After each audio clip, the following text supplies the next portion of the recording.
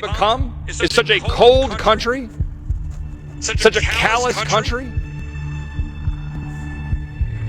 that we just blindly say that in the false name of equality or equity or whatever the word of choice is of the day, that we must draft our daughters? Let me be clear. Over my dead body will you draft my daughter. I mean that, literally. Over my dead body will you draft my daughter.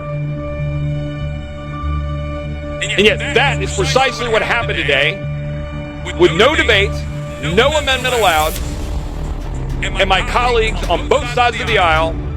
I'm particularly ashamed of my colleagues on this side of the aisle for whispering in closed doors about, well, I would have voted against that if we'd had it on the floor. I tried to oppose it in committee, but, you know, it's the NDAA, and so, you know, we've just got to support the NDAA. We've got pay raises for troops, and never mind all the other garbage that's in the bill.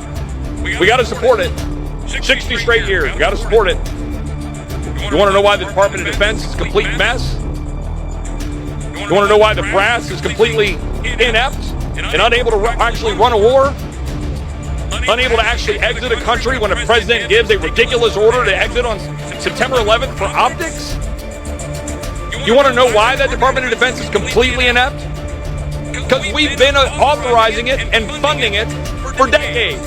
And my colleagues on this side of the aisle are just as guilty, if not more. And now, my colleagues on this side of the aisle say, sure, draft my daughters. And when I say, as I have said to them, that a vote for this NDAA today was a vote to conscript your daughters, let me tell each and every one of you across this country, that is precisely what it was. And do not let any member of this body get away with hiding or running from the simple fact that today this body voted to conscript our daughters. Is that what we've become? Is such a cold country?